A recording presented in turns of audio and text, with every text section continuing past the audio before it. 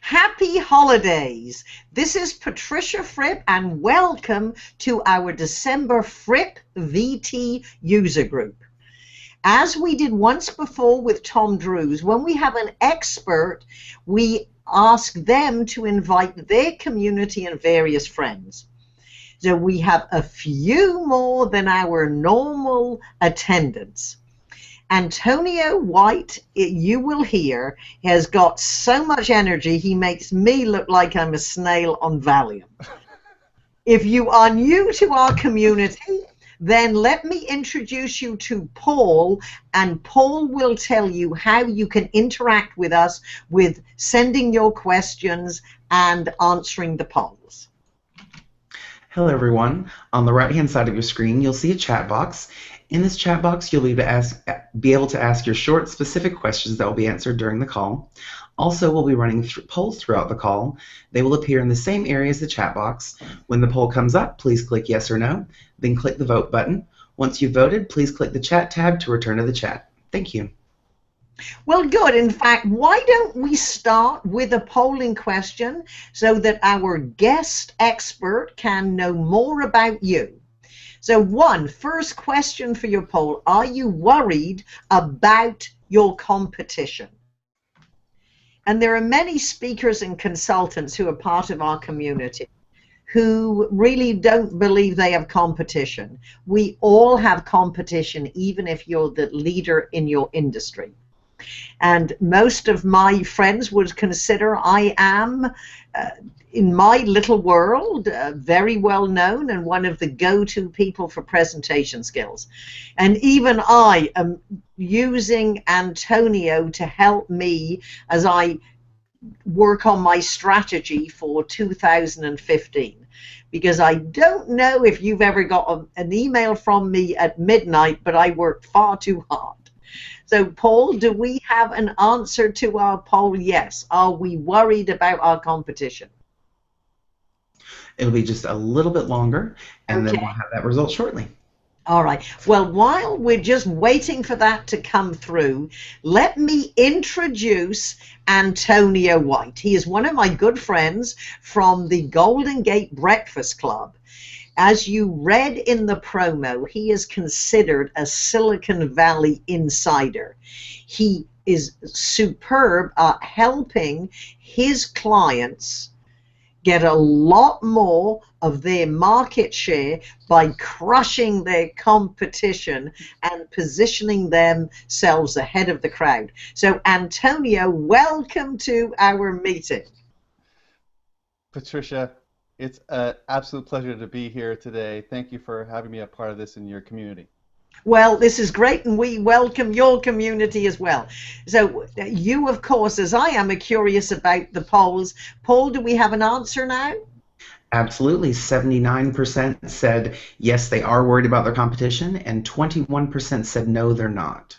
Well, that is interesting. That's fun to work with. So if you would now like to let us know while I start talking to Antonio, have you been in business for more than 15 years? That'd be helpful. And while our friends are answering yes and no when we're getting that, Antonio, you have had a fascinating career. And when we were in conversation about this, it was based on that conversation to me that I said, wow, I want to share these stories and this information with my friends and VT community. So why don't you start not from being a little boy, but your advertising career that started, I believe, fairly young. The first advertisement I did was at 13 years old. I sold an advertisement to a woman who owned a candy store. I created this promotion for her with cartoon characters, and when I handed it to her to advertise her store around the area, she offered me any of the candies in her store that I'd like to have as a thank you. I looked around for a moment, and I said, you know what, I'll take $50. Which completely blew her mind, but she gave it to me. And with that, I bought a box of Twinkies, and I've been doing this ever since. Well, wonderful. I think the candies would have been better than the Twinkies. Good. You're right. All right. And then what next? So from there, I began a love affair with advertising and graphic design and branding. And through there, I went to a famed high school. Right out of that, I received a job at West Coast Beauty Supply, which is the world's West Coast largest beauty supply manufacturer, of which I know that you're very familiar with it, back with your expertise in the styling and beauty biz. Yeah, From we there, I do worked on business. Yeah. From there, I worked on the catalog project, which is a project nobody in the entire company wanted to have anything to do with. But that's where I learned my chops as far as making offers and promotions and making 60 to 100 different offers per quarter during the course of producing the catalog. I learned copywriting skills. I learned layout skills. I learned how to connect with the audience. And by the time I left, we took a $12 million catalog and turned it into a $17 million catalog by the time I left, just a year later. And I've been freelancing and providing my own consulting ever since. Now, there's an important lesson here for all our listeners. You stepped up and took on a project that nobody else wanted. And that was worth so much money to the beauty supply company. Why did nobody else want it? It's a horrible, if you're a designer, it's the least glamorous project that you could possibly do in a company like that. The other members of the team were amazing and talented folks. They were photographing beautiful models for fashion shoots. They were working on product development and design. They were involved with international trade and working with product development in China. So this was the lowly project that nobody had any interest in doing whatsoever. Mm. And Well, I relished in it. good. Well, the lesson is always step up. And I've heard that from other successful professionals. Now, Antonio, let's just see how many of our participants, Paul, have been in business for more than 15 years. Well, it looks like 56% have been in the business for more than 15 years and 44% have not. Okay, good. And then, while Antonio and I talk, we would also like to know is, does your business provide a service? So certainly my company, I have products to sell, but we provide a service. And then, Antonio, tell us, you wrote a very interesting letter when you were 18 years old that helped change the way you thought. This letter actually changed my life. When I was 18, I read David Ogilvy's famous work, Ogilvy on Advertising.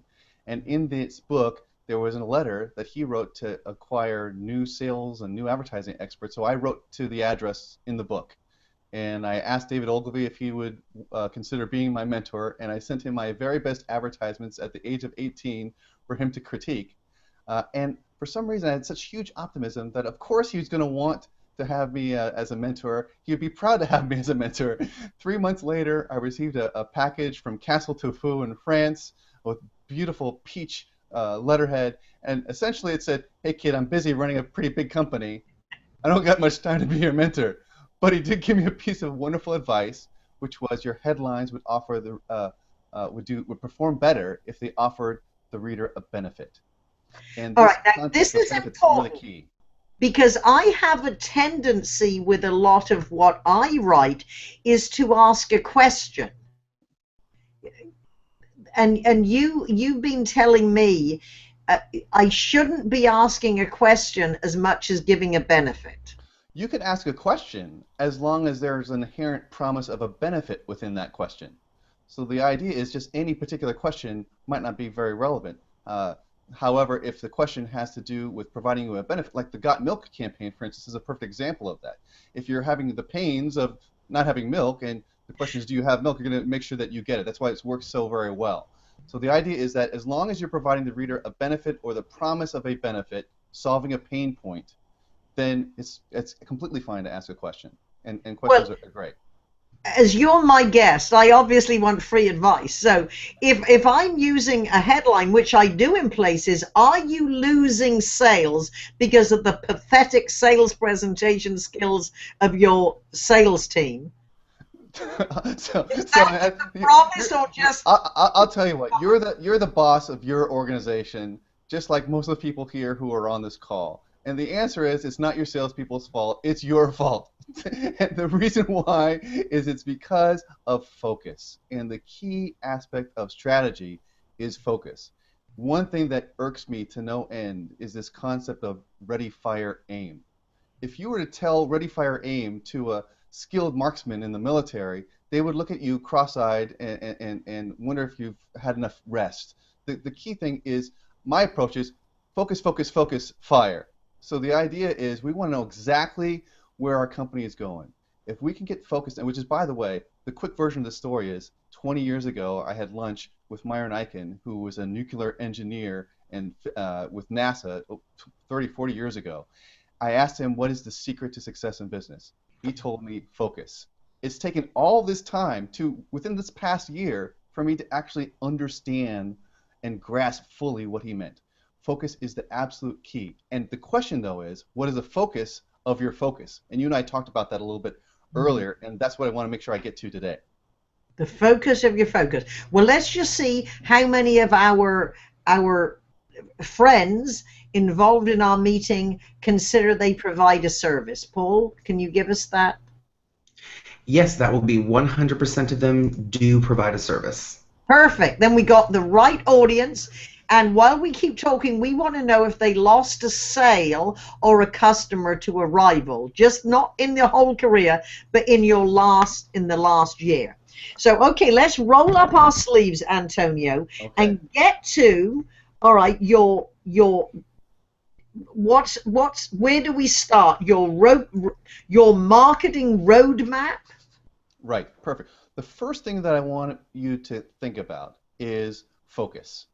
Okay. What I want you to be able to do is determine where you're going to focus your energy. And you're right, you send me letters at midnight and later, and I know that you're working so hard, you're providing great content, and so much of this content, the idea is how can we focus your energies so that you can spend less time working and still maintain your high level of profits and even increase them.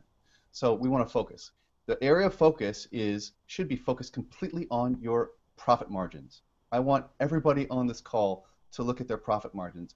The question that you need to ask yourself is, how many deals have you discounted in the past year in order to get a project, in order to get a new customer? For example, over the past year, have you ever discounted your rate in order to get a job, Patricia, for example? I would say yes, I would. Okay. And now, let me ask this, a different question from the other end. How many times have you had a project that somebody asked you to quote on, you had the price in your mind, and you raised it by 30% before you submitted the proposal to them? How many times did that happen? I've also done that. And is that more rare or less rare of an occurrence that you decide to... Now, let me ask you a question, actually, now that you mention it. The person that you raised the fee on, was that a project that you really, really wanted to do? Or was the pricing produced in such a way that it would simply be bonus and you would deal with it? We all have difficult situations that we work with certain customers.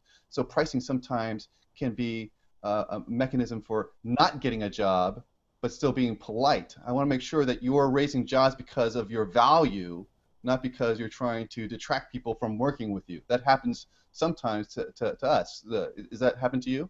Well, what I have learned, and this was working with Alan Weiss, is what you have to do is ask questions to find their pain points and get them to help understand what not using your service is actually costing them.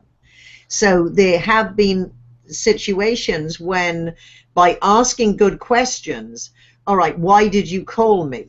We lost a sale we thought we were going to get. May I ask how big was that sale? Is that an average sale? How many salespeople do you have? Do you keep percentages on how many presentations you give that lead to business? And then when you know that, you say, so if we could increase your sales professionals' closing rate by 40%, how much would that be? And they might say, well, $3 million. So then it's just a matter of when they say, well, oh, this sounds good, what would it cost us? You can say with a straight face, based on the sales that you are losing, my fee is inconsequential. You're focused on a more sophisticated version of pricing than most people do, which I call value-centric pricing. And Okay. so you're already doing very well in that regard. What I find is the majority of customers that I meet for the first time are not engaged in value-centric pricing. They're engaged in time and materials or Exactly. what Now, you hold need. on 1 second, Antonio.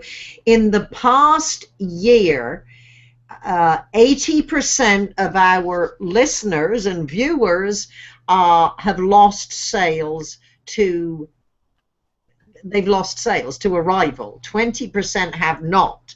So I would like to add myself to the 20%. So how do we do it? Okay. How do we crush our competition? Okay, so let's get to it here. Now that we know we want to focus our business on profits, we want to focus our business on the customers. You're familiar with Pareto's principle, the 80-20 rule. The idea being that 80% of your profits come from 20% of your customers. So the idea is we want to focus and reward the 20% of your customers who are bringing you the largest profits. We want to find out the services that you're offering to them and the ways in which you interact and the benefits that we provide these people. And we want to focus our energies on those 20%. So before we start doing here, I want to give you the 10 steps for the strategic roadmap, and we'll kind of work through these a little bit, and we'll have a lot of Q&A afterwards. But the key thing that we want to do once we want to establish the focus is I want you to be able to get smart about where the most profitable business segments are in your market. So, Patricia, what business segments are you involved with in your area? I know that you've got at least 2 or 3. Well, by business segments, I certainly deal with speakers and consultants. I have various communities like World Champions Edge and Lady and the Champs, which as a group brings profit. My most profitable part of my business would be with corporations that I might help their CEOs speak and help. I certainly would help their sales teams or people getting ready for a big meeting, and then that they can use my Fripp virtual training for repetition and reinforcement after we've had our in-person meeting.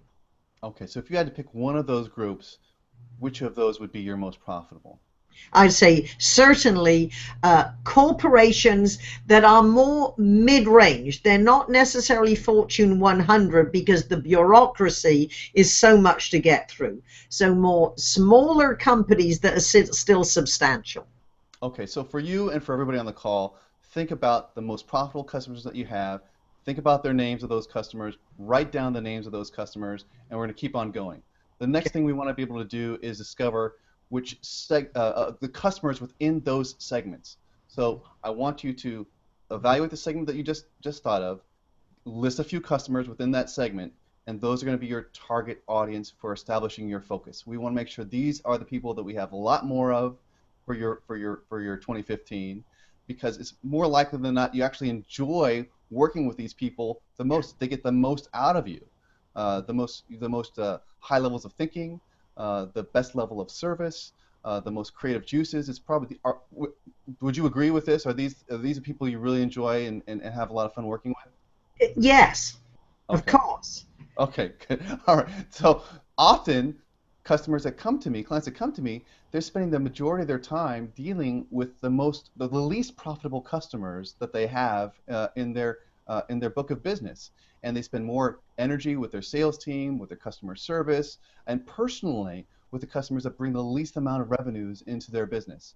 And they wonder why their sales take a hit as a result of that. They're almost disincentivizing their very high quality customers because they're focused incorrectly on the customers that bring the least amount of value to them. And these are also the people that provide incredible headaches, and often they're much better served by not providing service to them to begin with, by referring them to a capable competitor, which might sound counterintuitive here, but we'll get into that a little bit in the call here. All right, so the next thing I want you to do is I want you to focus on profits. So what is the largest amount of profit that you have?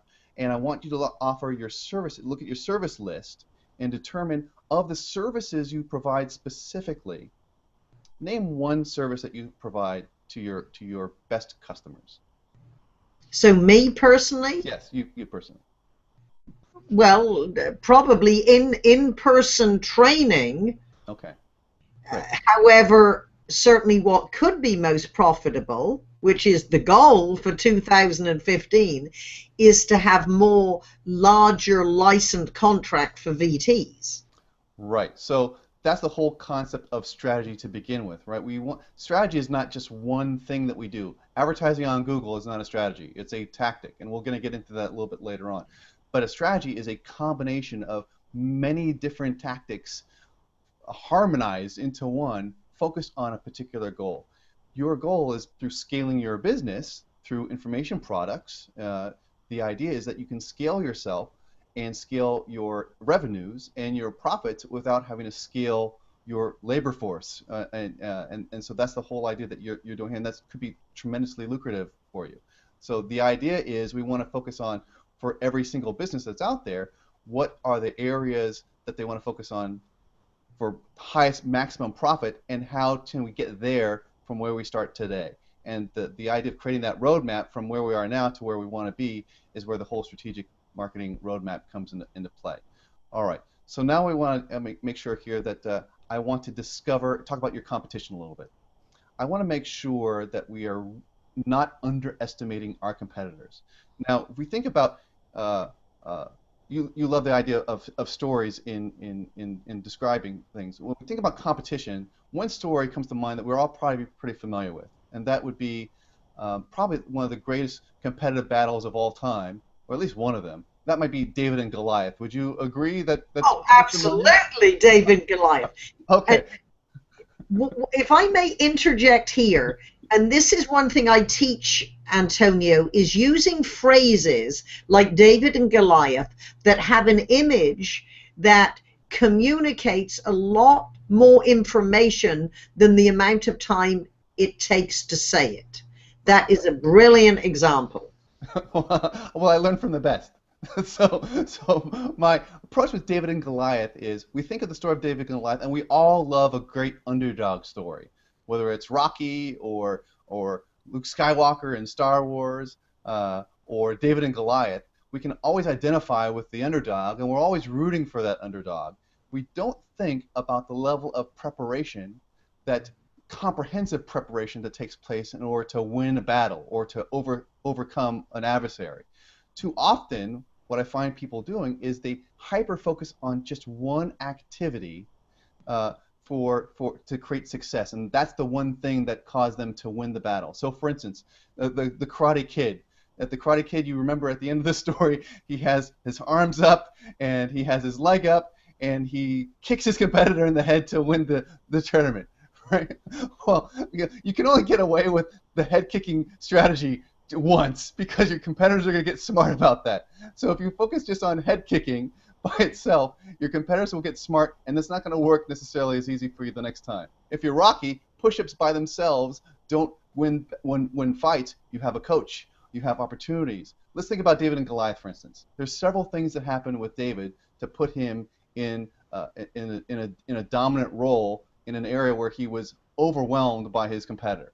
One, he had to have proximity. He had to be close enough to use his sling to hit David, to hit Goliath, without being too close to get crushed by Goliath. So there's a proximity. So he had to evaluate how far he should be to make the most damage, but have the least impact from his competitor, right? Then he had to have the actual equipment. He had to have his sling. It had to be a high-quality sling, or have to at least get the job done, right? He had to find stones. He had to find the right kind of stone to put into the sling. It couldn't be too large, because it wouldn't throw far. It had to be smooth so that it would be aerodynamic, perhaps. He also had to have the skill and the training to actually use the sling and aim it accurately. And he had to know where the stone should hit Goliath in order to create maximum impact and crush his competitor. So there's so many things that came to light, and luck, a few pieces of luck. You had to make sure that David didn't move. You had to make sure that the wind wasn't too heavy. You know, some of these things kind of happen by instinct, but we just focus on the skill of throwing the stone without thinking of all the other skills and evaluations and assessments that take place during the course of a strategy. So all those things have to work together, and a bit of chance, by the way. Now, let's look at the situation from Goliath's perspective, which we don't often do. If Goliath is your customer, you just got crushed by a smaller rival. So in this scenario here, when you're looking at your competition, are you looking at a Goliath or are you looking at a bunch of little Davids? Either way, you want to make sure if you're Goliath that you are not underestimating the capabilities of your smaller rivals. The smaller rivals are the ones, especially if you've been around in business for quite some period of time, and a lot of our groups have been in business for over 15 years, so they can relate to this.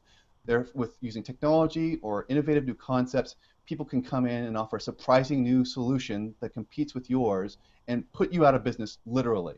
And so that's what we want to make sure that we don't have happen here. We want to make sure that if we're on the David side and we're looking at little David, if we're on the Goliath side and we're looking at little Davids, we want to make sure we're ready for them and the little innovative approach that they can take and have the ability to counteract that or defend ourselves against that competition. So just raising my hand if I'm Goliath here might have been a good technique here, but he underestimated David so much, he thought there's no way that he could possibly bring enough damage with his size and so on. So we don't want to make the same mistake that Goliath made, and we want to use the tools of David to outwit our competition. All right, so let's go into the next one. So Goliath was overly confident and unrealistic about his competition.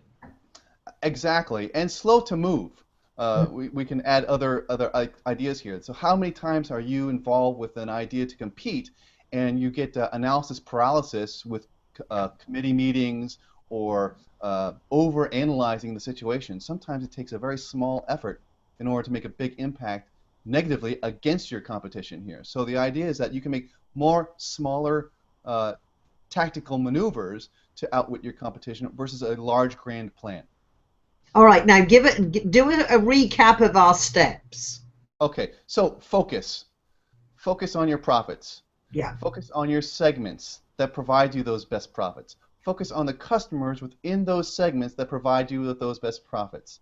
Now focus on your competitors within those segments that are vying for those wonderful customers that provide you with the greatest amount of your income or your profitability. Now, what would life look like if you lost 2 or 3 of those people within the next year?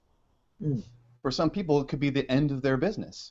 For others, it would simply be a major hit. Remember, if you're focusing on the 20% of your customers that are responsible for 80% of your profits or your revenues or your profits, if you lost 3 of those customers, that could be a major problem, major challenge for you. So we want to make sure that we reward those customers for being such great customers, and that's the focus of this talk. So okay, good. We'll move on from there. All right. So now we want to evaluate our competition and determine their weaknesses here. So if our competitors are Davids, we want to have a plan of attack to deal with smaller, nimble competitors. Right? If we have a Goliath competitors, we want to make sure that we have an attack to pull the rug out from under the Goliaths that we compete against as well. So getting smart about our competitors is the next critical step in this process. And so we want to conduct a competitive analysis in order to understand who are the players. Now remember, when we're focusing our energies on the high profit customers, that also helps you spend less time evaluating competitors that really don't play in your space.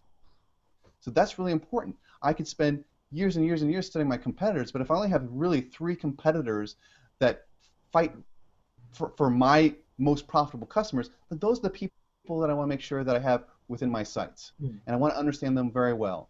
If I'm Muhammad Ali and I'm in the rumble in the jungle, the strategy that I use here is not simply the rope-a-dope strategy, which he was famous for, and which was a brilliant strategy, by the way. There was a combination of things that Muhammad Ali did during that battle. One was get to Africa early, and get to know the people, build a fan base.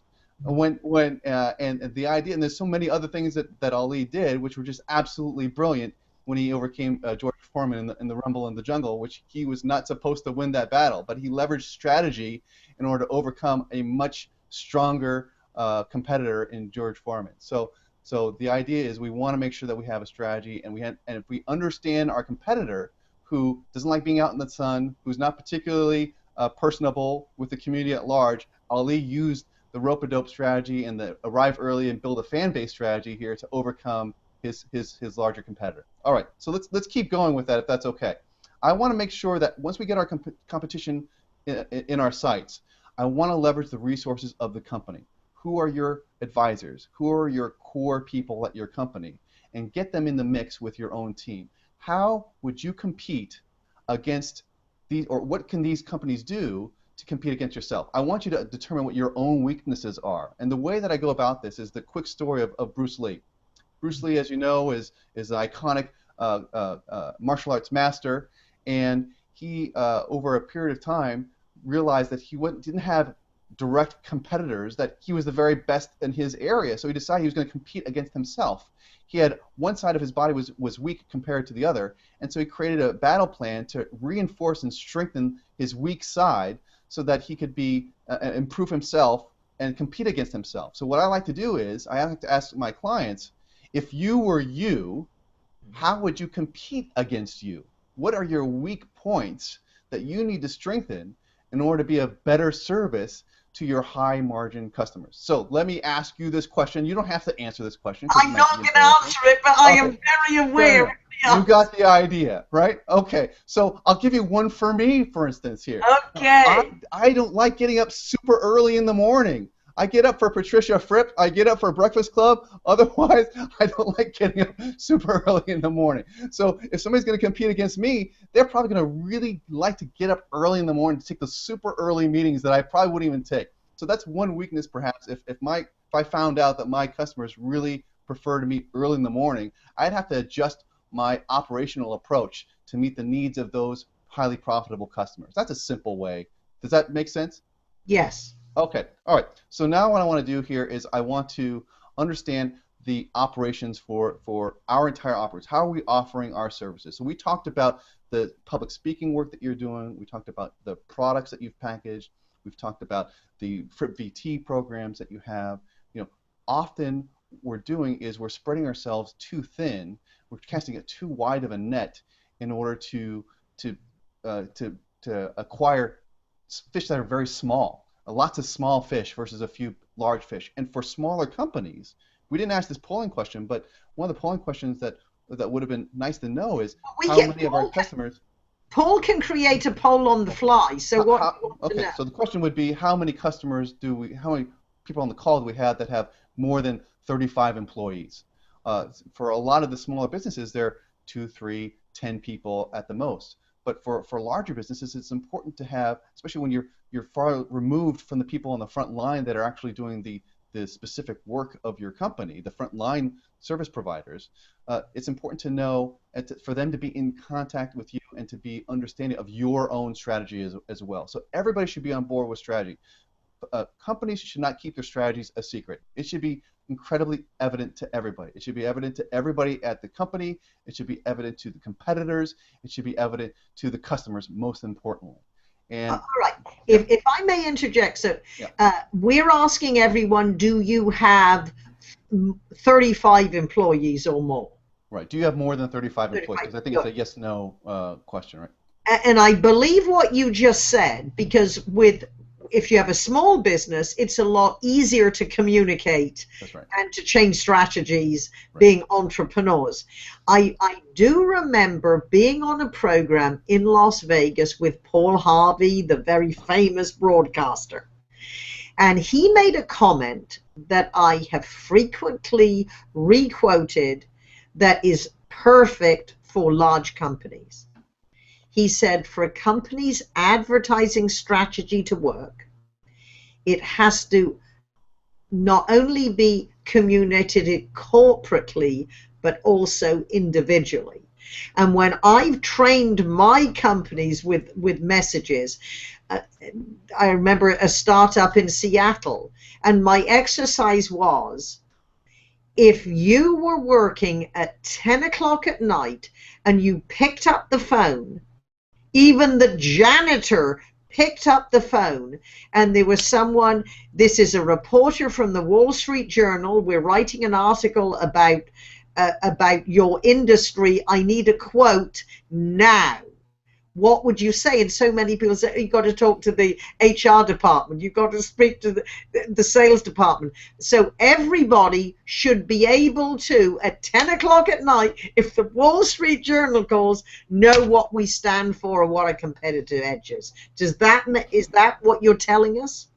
Absolutely. I've got a perfect, incredibly short story to illustrate that effect. Our very good friend, the famous jeweler, had a Oh, call yes. recently, Yeah. had a call recently through the website that ended up getting to me somehow.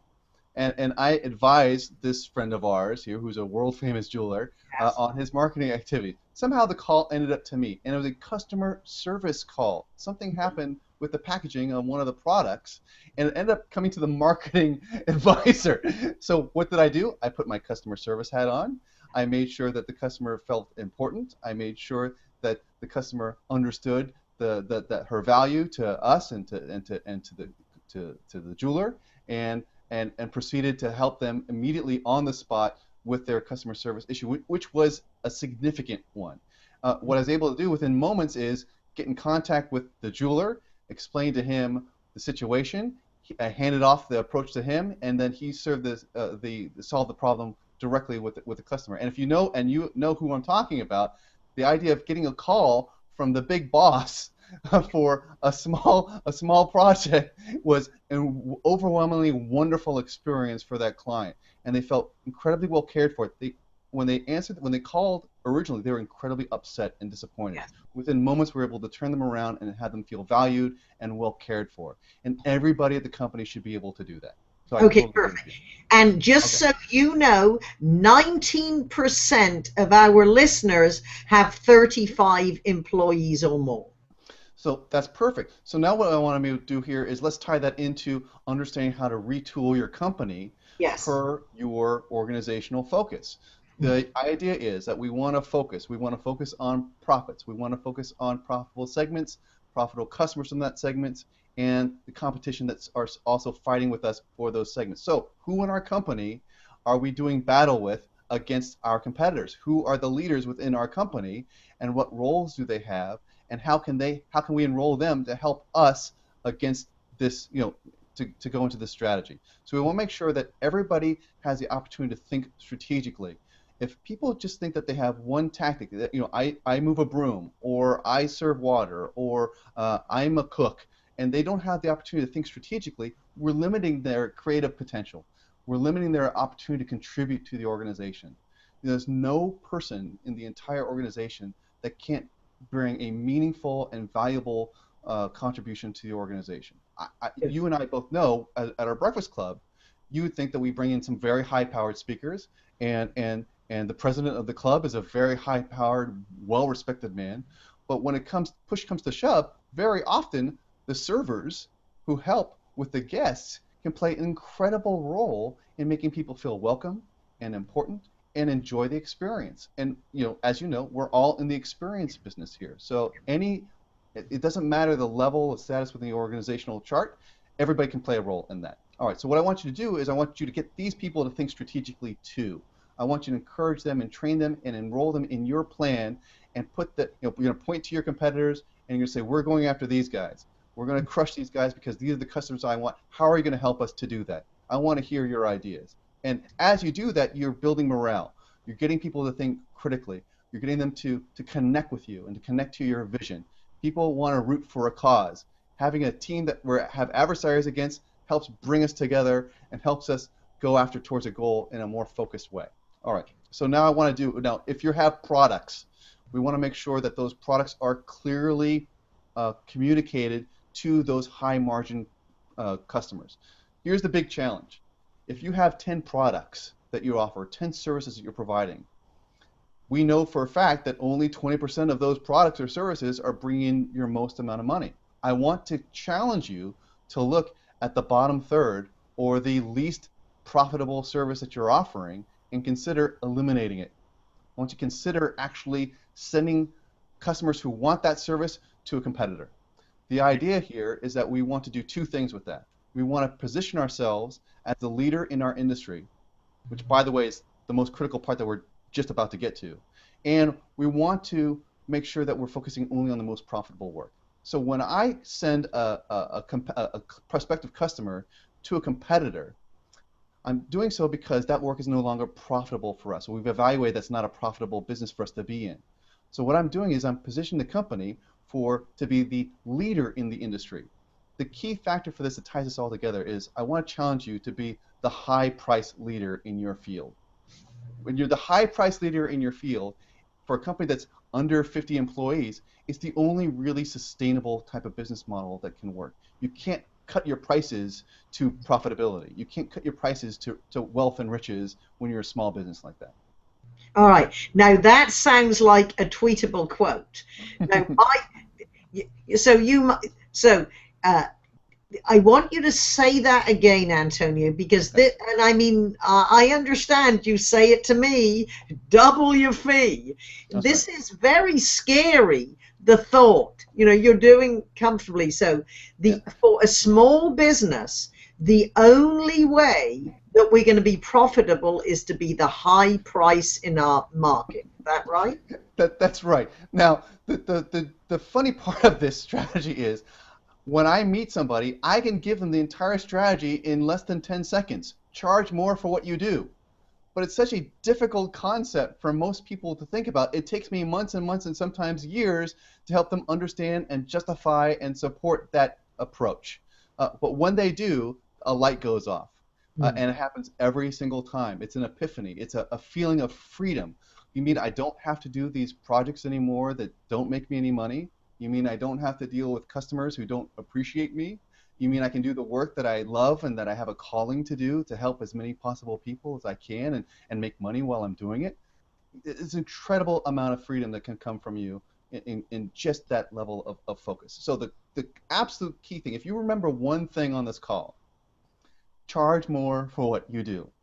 Now the idea here is that I can say this for a few reasons. One is I bet that you are charging too little for what you do.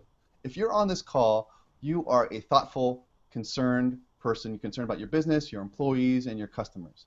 And you're always very sensitive. We have a lot of folks here who are very sensitive people. Even though we're business people, we have to be sensitive to our customers. That's how we maintain these relationships. And often we're concerned that they might not have enough revenue to support our services or our capabilities. But the idea is that we're not providing them any benefit if we don't help them make money. So the key thing for us is in order for us to be able to charge these fees, we have to provide incredible value to our customers. So that's the secret. When you're charging more, you can only charge more by, number one, being the best in what you do.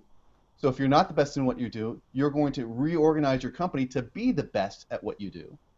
And you're going to retool your entire organization to justify that expenditure. So the idea is that if I talk to Patricia Fripp, I don't care about how much Patricia Fripp costs because Patricia Fripp is going to provide me an assurance that my event is going to be a spectacular success. I don't have to worry. When you have there's the idea of payment for somebody to not have to worry about something. If I am trying to pinch pennies because I don't want to worry about something, nobody's incentivized to actually worry for me. I want as many people worrying on my behalf to help my business and my customers as possible, and the only way that I can do it is by hiring the very best vendors to do that. And you should be doing that as well as you do. So the idea here, very quickly, charge more for what you do. You deserve it. I bet that you could charge 10% more tomorrow and have no problem with people paying that increased invoice. I bet you could do it. You might not do it, but I bet you could do it. I have customers literally charging enough fees for $1 million extra of revenue in a year. I have one client who's an attorney who used to charge $500 an hour. He charges now, within less than a year, maybe a year and a half, he charges over $1,000 an hour, providing the same exact service because he undervalued his value to the customer. So charge more for what you do. All right. So now let's get to the key part of this. Because I'm keeping an eye on the time, Antonio. Yeah. And we need to, and certainly if people have specific questions, they can chat. If they're like me, I'm hanging on your every word. But actually, I want to give you a calendar. Let's make this even more specific. I'm going to give you the 10 ways to develop your strategic roadmap. Okay. And I'm going to give you a calendar, a time frame of how much time you should spend on each of these areas. I think All it's going right, to help a good. lot of people. How's that sound? Okay, so one, get smart about where your profitable business comes from. You should spend a week to 3 weeks on determining what this is. If you can do it sooner, great. But give yourself 1 to 3 weeks to do this because everybody's busy that we're working with, right? Okay, so there's no point in shooting for the lowest margin segment in your industry because the barrier to entry is too low, right? Mm. So let's focus on that for the first 3 weeks. Number two, discover your most profitable customers. This is going to take you through weeks 3 and 4. Mm. Now, the next point here is that there's no point in serving low yield customers because they're not contributing to your bottom line, and you can't grow your business based upon low profit customers, right? We're not Walmart where we can be the low price leader, and we don't have scale and volume unless you're creating a information business such as you are.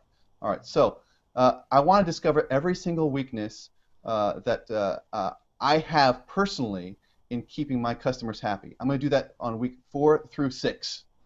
Okay. I want to spend time with each department and division inside my business, and I want to make sure that every one of my employees are beginning to think strategically and understand their role in crushing our competitors.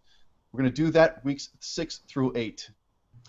Now I want to test and refine every aspect of my business operations to determine my ability to profitably provide service and support to my customers. I want to make sure that I'm challenging their needs with the right service at the right time for the right cost. Right? That's going to happen between weeks 8 through 12. Weeks 12 through 16. This is a 30-week program, 6 months. I would create a plan that comprehensively retools the business to take advantage of the competitors' vulnerabilities. So, for instance, I'll give you an example. If I'm in the environmental business and all my competitors are involved with fire damage, Mm. and I realize that the real business is in water damage, most companies will say, I'm in the fire damage business too, because all my competitors are in the fire damage business, and that's exciting. What I discovered with my client is that fire damage is a very small amount of business. The big business is in water. So I'm going to retool my company to be the water damage expert. And you know who I'm talking about Oh, in that regard. of course I do. And you know she's done very well as a result of that strategy. The neat thing about that is when you retool your company for your customers' true needs, it's incredibly hard for your competition to turn around. We redesign trucks, we redesign uniforms, we redesign ad campaigns that our much larger rivals could not afford to be able to answer to. So the idea is that in this case here we had a David customer who's competing against a Goliath. Well, a Goliath, if they have thousands of trucks, they can't just start painting these trucks a different color or have a different tagline within a few days. It takes them years to go through that process. So you can retool your organization in a way to take advantage of your competitors' weaknesses and position yourself. All right, so week 16 through 20. I want to make sure that 20 through 23, sorry. I want to determine which advertising and promotional channels offer the highest qualified lead generation, choosing both traditional and non-traditional venues. So we want to make sure that our advertising is reaching the most profitable customers within the most profitable segment, offering the service that we make the most money from. Right? Now I want to craft on 9, and this is where you're an expert in.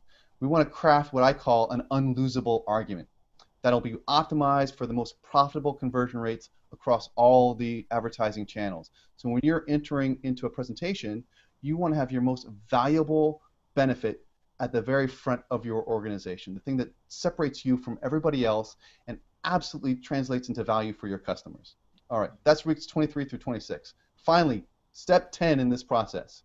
I'd retool all aspects of the advertising programs and create a single campaign that will pull the rug out from my competitors' feet. So how many campaigns do you do based upon your current offerings? The answer is you do several of them, right?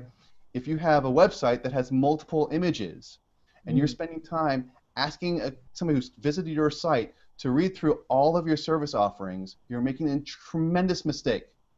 When somebody comes to your website, you have one shot to get their attention and to engage them. If you offer them 5 messages, if you offer them 3 messages, if you offer them 2 messages, you're making a big mistake and you're wasting their time and your money.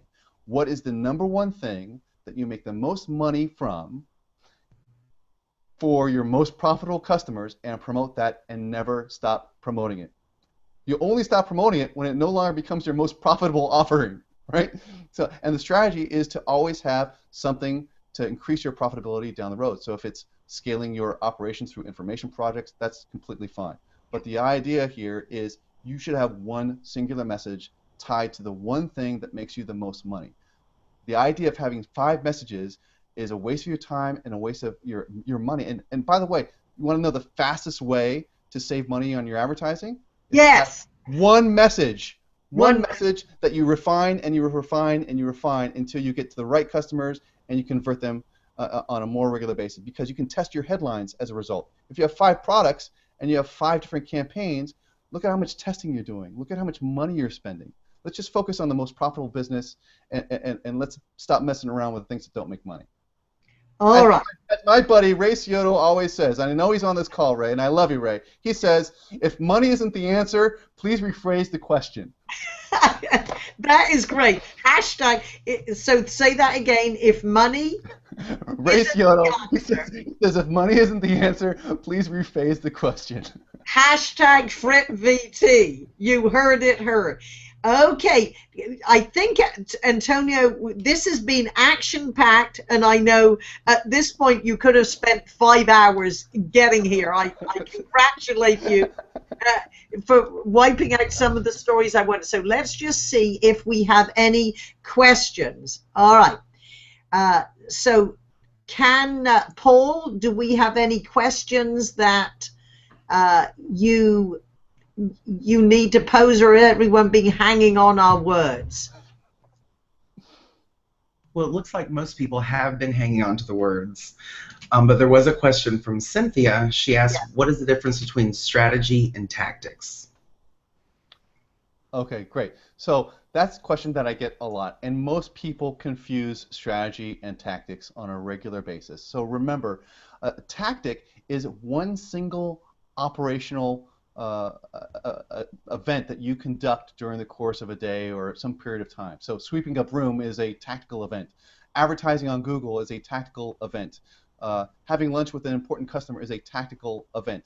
Your strategy is a series of tactical events that are focused in achieving a specific goal. That goal can take years to accomplish, or could take months to accomplish, or could take a day to accomplish. So you could have strategies for your day in which you're marshaling your resources.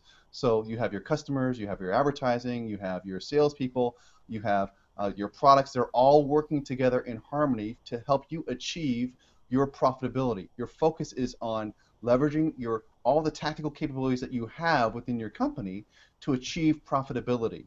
So the idea is seeking increased profitability is the strategy. The way to do that is by marshaling your resources in a more focused way. Okay. All right, and are there any other questions, Paul, that we need to answer? There was a private question sent in by Gary. He asks, how do I apply strategy to a service business? Great question.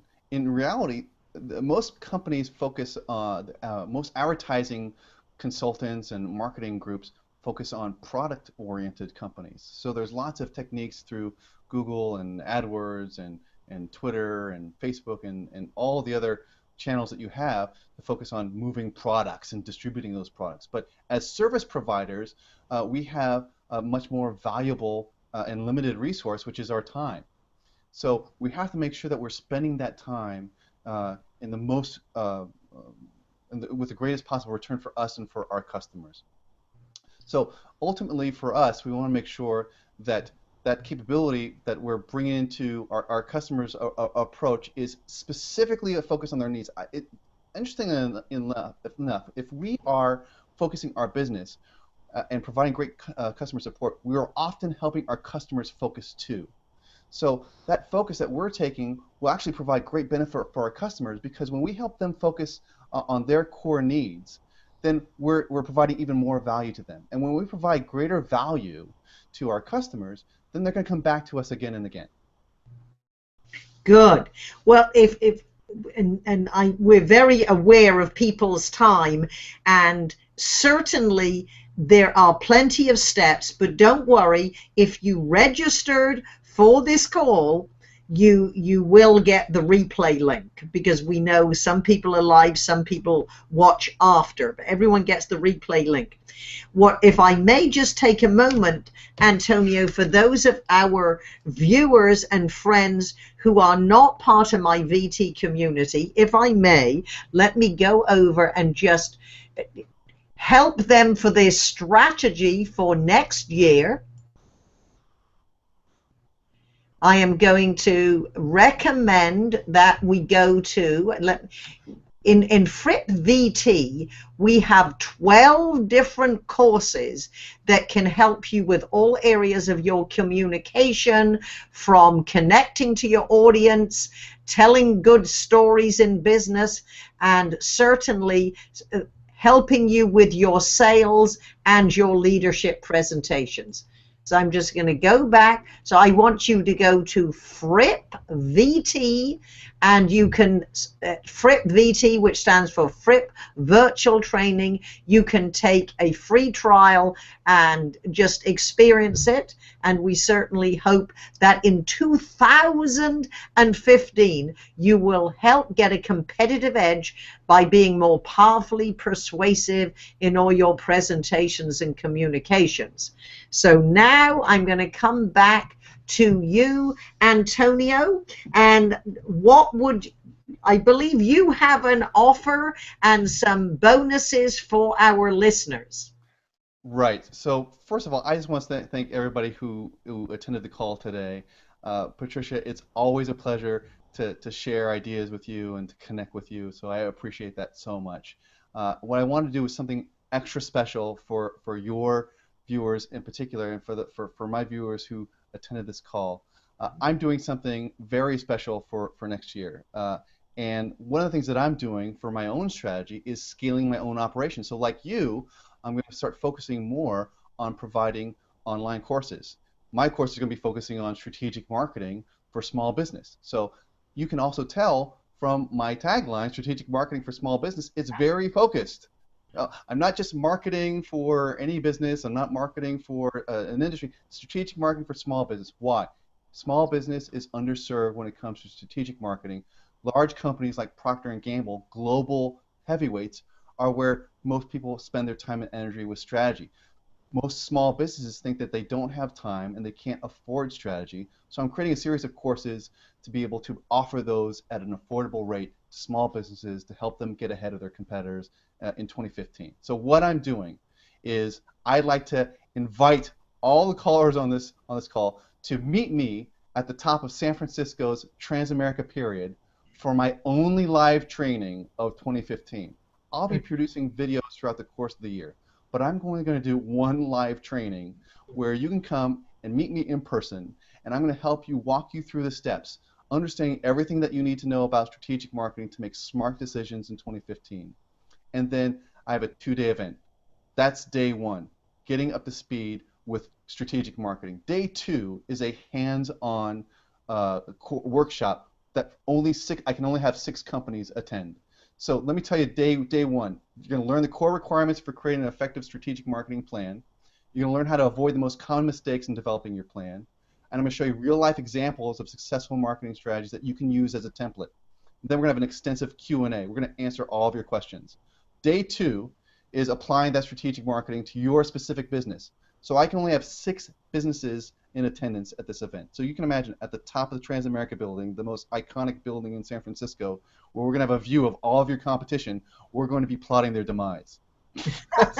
So on day 2, you're going to learn how to create a value proposition that drives the vision of your strategy. You're going to learn how your profitability can be altered by reevaluating your services and product offering. We're going to have an in-depth discussion about that. I'm going to show you how to apply the 80-20 rule to your customer list and consider the risks and rewards for refocusing on higher profits. Yeah. I want you to understand learn how to conduct a practical and meaningful competitive analysis that'll help you understand the playing field. And finally, I want to help you give you an introduction to scenario planning, learn how to articulate your strategic plan to your company and your customers. To get the most out of day 2, and this is where this is very special, I want you to bring a guest from your company to team up in evaluating the challenges and opportunities using real data from your company. So it's recommended that you bring your CFO or your controller or your vice president of sales to this event. So that's for the day 2 event. We're really going to get our hands dirty and dig deep into your business. And what I want to do is I want to take 6 months of strategic marketing consulting and condense it into a 2-day period of time. So you can imagine how much information we're going to be covering during the course of this 2-day event. So if you just want to get an introduction and answer your questions, what strategic marketing, what should I be looking out for in 2015, come to day 1. If you're ready to change the focus of your business to more precision, greater profitability, and getting everybody on the same page, then I encourage you to sign up for the day 2 training. So day 2 training includes the orientation on day 1 and the workshop on day 2. So for day 1, I only have 30 seats available. Yeah. For day 2, I only have 6 companies. So that's 6 people with their guest. So that's 12 people in attendance. So you can imagine how focused and how much progress we're going to be able to make. So my prize for today, as a thank you for everybody's time and a thank you to you, Patricia, for all your help and support, is I want you to register to receive more information about this program. It's going to be March 22nd and 23rd.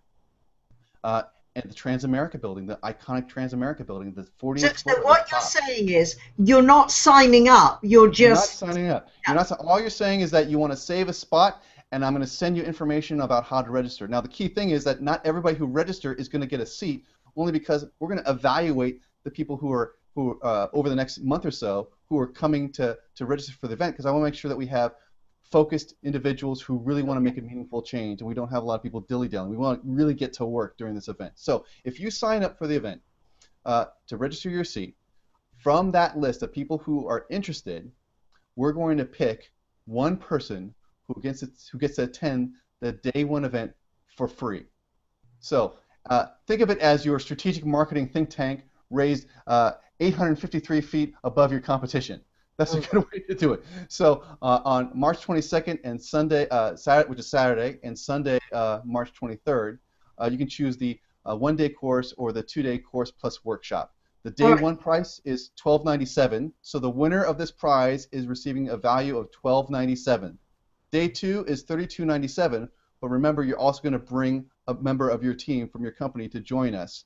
If you have the early bird promotion for you guys, for Fripp, and for my listeners here, is a savings of $595 when you purchase both days if you purchase before December 31st. So Fripp, this webinar, the folks can save $595. You pay $3,999 for the 2-day event. You save $595 if you purchase before December 31st, 2014. And we have the link on the website. So I want to help you make sure 2015 is your biggest profit year to date. All right, good. So if you click through it, you're just saying, hey, I want to know more information about this, to know if I'm right for it. That's right. And so we're going to follow up with you and make sure that it's really because it's a sizable investment, we want to make sure that's really going to fit your needs. And so a lot of people think they might want the 2-day event, but maybe they're better served at this point for the 1-day event, where it's just a select. There's literally only 6 people of the thousands and thousands of people that are out there that need this. Only six companies can attend this event in March. And it's the only live strategic marketing event specifically dedicated to small business with this type of approach. And you can't ask for a better view. No. Now, Antonio, you also said that you are creating video products, virtual products for people that say, oh, I want the information, but I don't know that I'm ready for the event. When will they know about that? So January 1st, we'll also be launching our online training program for strategic marketing. So for the folks that can attend the event in March, or for the folks here who are just getting their feet wet, we'll have a series of trainings. Some will be for free, and some will be paid for over the course of time here. And if you sign up for more information about this event in March, I'll make sure that you get on the list to be notified of other trainings from the virtual program coming up. Okay, good. Now, certainly we really appreciate that everyone invested their time and energy with us. We know it has been a fast-moving, action-packed program, focused not so much on what you say, although what you say is really important in your strategy, especially getting everyone to articulate your value. Antonio, thank you very much for being generous with your time, your energy, energy and your information. And before we wave goodbye, what are your last words that linger when it comes to crushing our competition? Love yourself more than your competition. Good. And remember, all learning needs repetition and reinforcement. I challenge my VT users to commit to at least one chapter of one course every single week, consistently getting information that can help you be a powerfully persuasive presenter. We wish you a safe and profitable holiday season, and let's all crush our competition in 2015. Watch your emails. We'll talk to you soon.